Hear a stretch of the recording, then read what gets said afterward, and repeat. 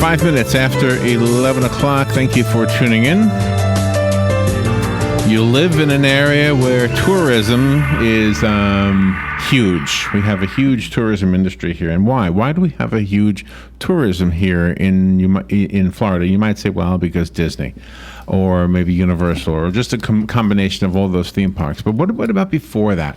Before any of them were there, what was there? And I mean, before even Cypress Gardens, before any of that, it was probably the weather, right? People were coming down here to get out of the cold. Mm-hmm. The beaches, perhaps, were one of the draws. You know, there was a different why as to why Florida had its share, a large share of the tourist market, even before we had something called Disney. But because we had it, that's why I think Cypress Gardens opened up originally, right? Yes. Weeki Wachee, Silver Springs, and then, of course, Disney and Universal, and the rest is history. We have on the phone Alvin E. Roth. He has written a very insightful book, and it goes beyond just having a reason for a market to flourish so that the bottom line can be better, but perhaps maybe even so that we can be healthier and better people. Alvin Roth is the winner of the Nobel Prize in Economics. He's one of the world's leading experts on matching markets. We're going to learn what that is in just a minute, which includes the system that increases the number of kidney transplants by better matching donors to patients. He's the McCaw Professor of Economics at Stanford University, one of the world's leading experts in the fields of market design and game theory. And he's written a book, and it will help you if you're in business, and even if you just want to understand some of the things in the world around you. It is called Who Gets What and Why. Alvin Roth, good morning, sir. How are you? Good morning. I'm fine. How are you? I'm all right. Where are you calling from? Calling from California, where the weather is also pretty good. And it's another tourist area, isn't it? It seems to be the reason why tourists originally went to the two different places. Well, thank you for getting up early to be with us this morning. So when we read through the book, my first thought was, wow, this is about health-related things, kidney transplants specifically, but that's only how the book begins. That's right. So it's a field guide to markets. The idea of the book is that as you wake up in the morning and look around throughout the day, you should notice all the markets that you're involved in and how very different some of them are from others. Because often, I think, when we think of markets, we think of the supermarket or the stock market. And those are markets where prices do all the work. But there are lots of markets, like the housing market, where a lot more than price is involved because the things that are being allocated are each very different from each other. Or where you care who you're dealing with, and so the market helps you start a relationship. And those markets have very different kinds of institutions than just prices. The relationship part of that, I think, is really important. And the way we develop relationships today is really greatly different than the way we might have done it 30 or 40 years or more ago. Because today we have, obviously, the computer age, the internet, et cetera. And back in the day, we only had, I guess the only way to communicate was through newspapers and magazines, maybe.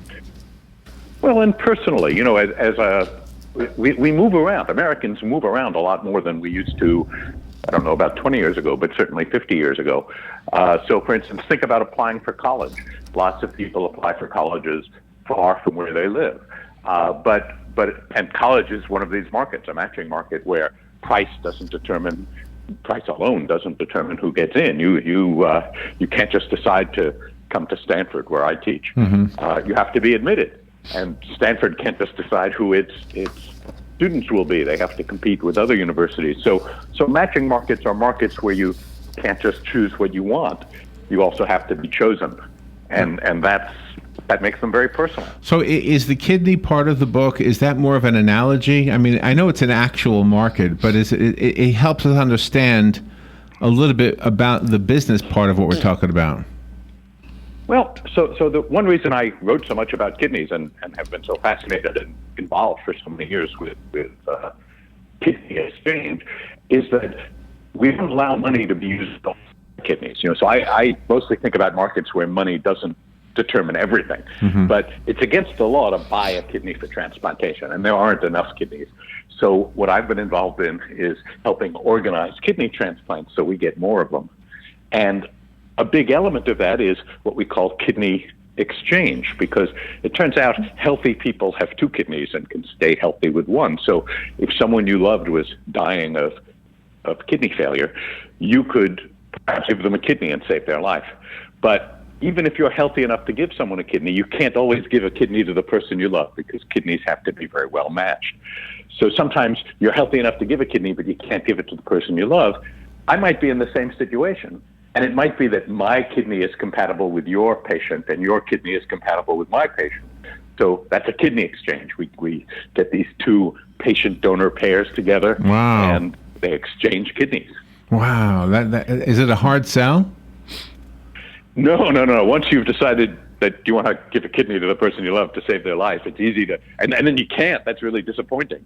That your kidney just doesn't fit into the person you love. Okay. So let's say I have somebody that applies to, and I say, look, I've got two, take mine. Sorry, you're not a match. Meanwhile, I get a call from a doctor across the country who says, we got somebody here who matches your loved one, and you match my loved one, and what do you say? I mean, that's right. Is that how it works? Right. Okay. Wow. Well, it would be arranged through your transplant center. The person you love would already be under care at a transplant center, and we help the transplant centers organize these things. So we've helped create clearinghouses that make these matches, and the matches can be between more than just two pairs too. That's the simplest kind of exchange. So thousands of transplants have been done this way now in the United States that wouldn't have been done otherwise, without money changing hands. What changes hands are kidneys. So parlay that if you. So I use that as an yeah. I use that as an example to expand your idea of what's a market. Yeah, and that helps understand it a little bit. So how does that apply to, I don't know, somebody selling donuts?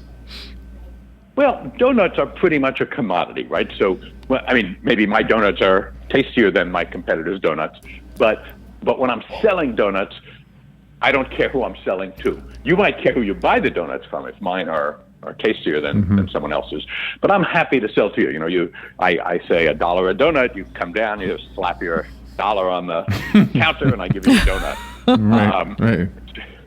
So that's a pretty simple kind of market that we understand pretty well. But of course, one reason I try to differentiate my donuts from other people's donuts is so you'll come and buy from me and not from someone else. So one of the things marketplaces have to do is make a thick market, and the way you try to get a lot of people to come to your donut shop is competing on quality or maybe on price.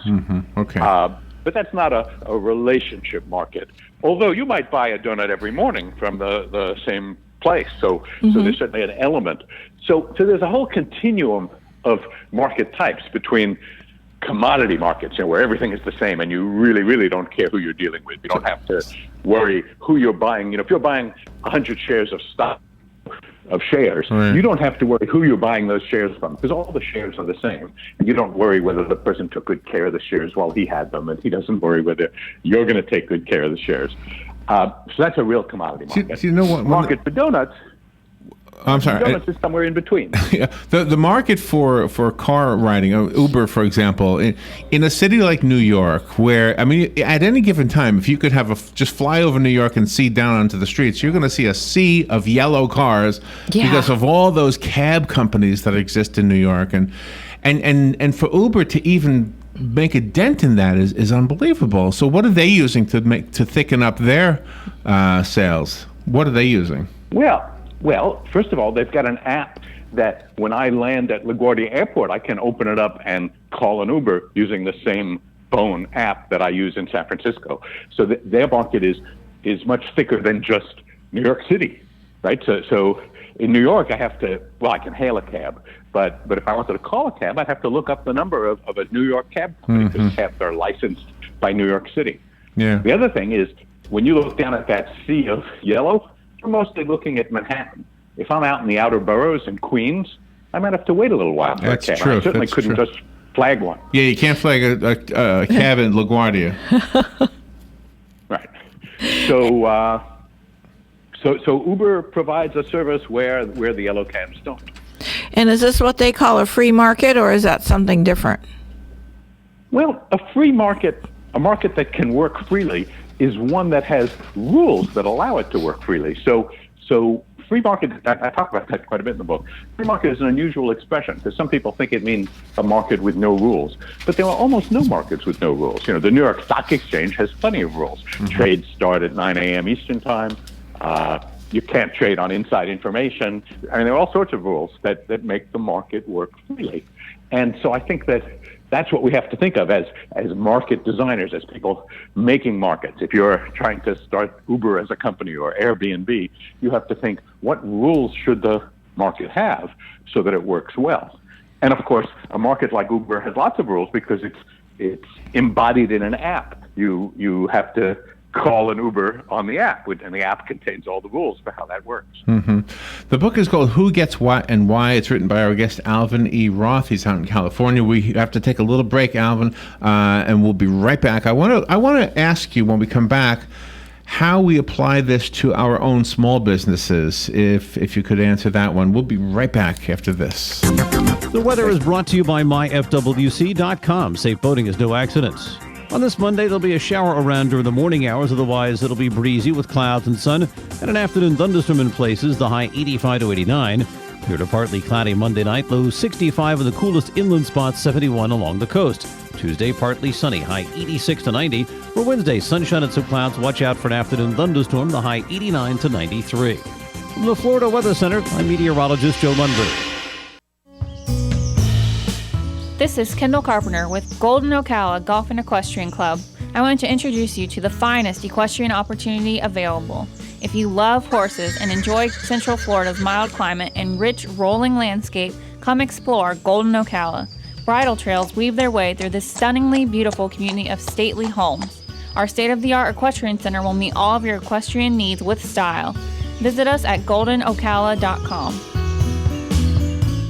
Has it really been 1 year? Kim Long Vietnamese Restaurant is having a celebration to commemorate the 1-year anniversary since they started on this culinary journey. As part of the celebration, Kim Long will be offering great discounts to their beloved customers as a thank you. For the entire month of June, all meals are 10% off and kids eat free from 3 to 5 p.m. Domestic beers are $1 and import beers are $2. Kim Long is open daily 11 a.m. to 10 p.m. and Sunday noon to 10 p.m. That's Kim Long Vietnamese Restaurant, 1022 South Pine Avenue in Ocala.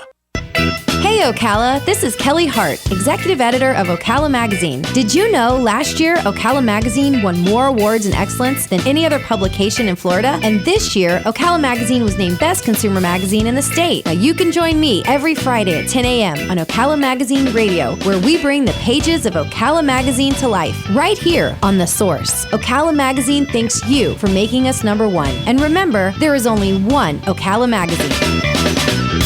All right, 18 minutes after 11 o'clock. Thank you for tuning in. Let's continue this conversation. It gets really interesting from this point. It was already interesting, but then when you look a little deeper, the whole matching concept is fascinating. Alvin E. Roth is on the phone. He wrote the book, Who Gets What and Why. Alvin, before we went to the break, I mentioned that I wanted you to kind of apply this to small business, to the mom and pop. Maybe they've got 10 employees, if that. Can we do that? Sure. One of the advertisements I heard when I was on hold was for a restaurant. So one of the things I talk about in the book is how all businesses, once they start to get a lot of customers, have to deal with congestion, how to serve all those customers and have them have a good experience. And different kinds of restaurants deal with congestion differently. So, fancy white tablecloth restaurants where they cook your meals to order, they take reservations because their congestion is in the kitchen. They can't cook too many meals. They want to make sure that people who come are satisfied. So you have to reserve a table in advance. And then there are sort of checkered tablecloth restaurants which can cook a lot of food, and their limitation is the tables themselves. That the tables might be full when you come. There might be a line. So they have the receptionist take your name when you come in and say, oh, it'll probably be a half an hour for a table for four, and then you walk around and come back, and when they seat you, they can serve you. So that's how they handle congestion. And then there are the fast food restaurants, the McDonald's, and the way they handle congestion is by making the transaction really simple. You only deal with the restaurant once at the same time you order and pay for and get your food. You go up and then you carry it back to a table and you eat it. So depending on their production technology, those are all restaurants, but they deal with congestion in different ways because of the the way they produce their product. And I think in general, small businesses, the first thing they have to do is make it themselves a thick market, get a lot of customers. But one thing that can make businesses fail is if they can't handle the customers they've got. And dealing with congestion is a really important thing for businesses as they start to grow. Do you know, when you talk about matchmaking, I want to talk about it from the consumer's point of view. And I'm going to use restaurants just to do this, because here's what will happen for me personally. A new restaurant will open up in town, and I'll say to Robin, let's go check it out. We go there, and I say to Robin, would you ever come back here again? And then the answer is either yes or no. Yes, and sometimes it's money. It's sometimes it's the food itself, and so the match isn't made if we say no. If we say no, I don't think I'll ever come back here again. Then they didn't make a match, but they don't know that. They don't know that they didn't make a match. You know, because I don't say this was not a good experience. I just thank them and leave a tip, and I'm on my way. But they find out pretty quickly, not about you, but about other people, right? If they have big opening day crowds and then they diminish quickly, you know, if people are sending their meals back to the kitchen, you know, on the opening night because they're burned or whatever, they know they've got a problem. So they probably shouldn't open until they've practiced a little bit. They should probably have a pre-opening with just their friends, to, you know, people who love them, Right. to make sure that the food tastes good and isn't burned. Because, as you say, when you get real customers, if you give them the food burned when it shouldn't be, or not charred when it should be, they won't come back. Well, you talk about closed and open markets. That was pretty fascinating, I thought. Well, so you know, think about computers. I'm actually talking to you on the iPhone. So the iPhone, of course, has a lot of apps on it. The question is, how do people get to write apps for the iPhone? And how do people get to write apps for Android phones, for phones that use the Google operating system?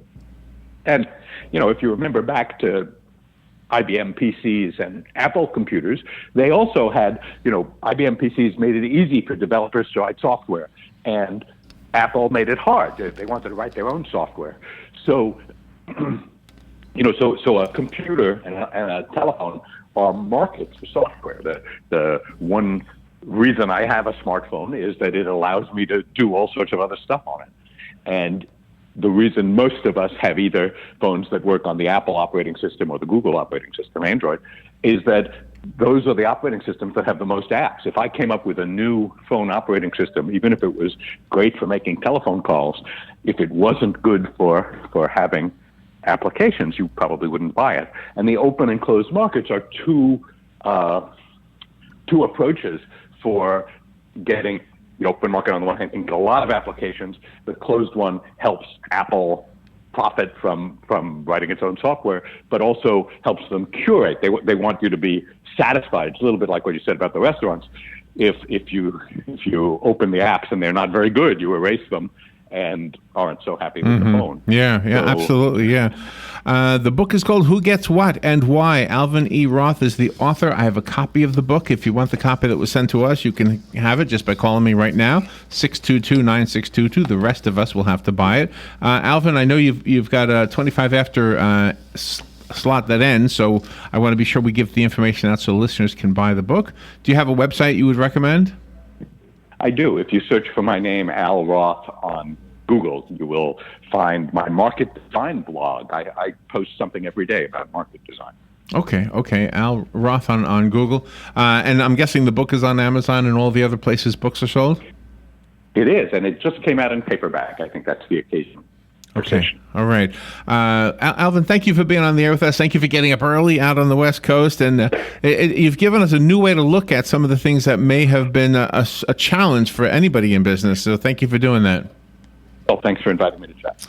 All right. We will take a little break. We'll be right back.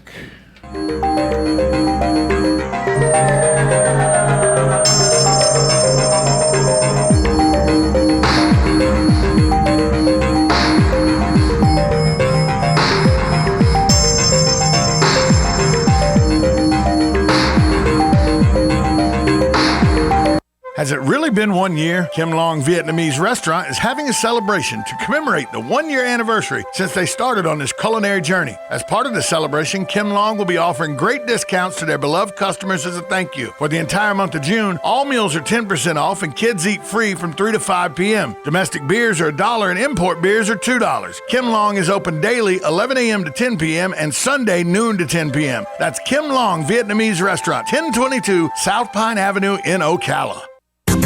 The weather is brought to you by MyFW.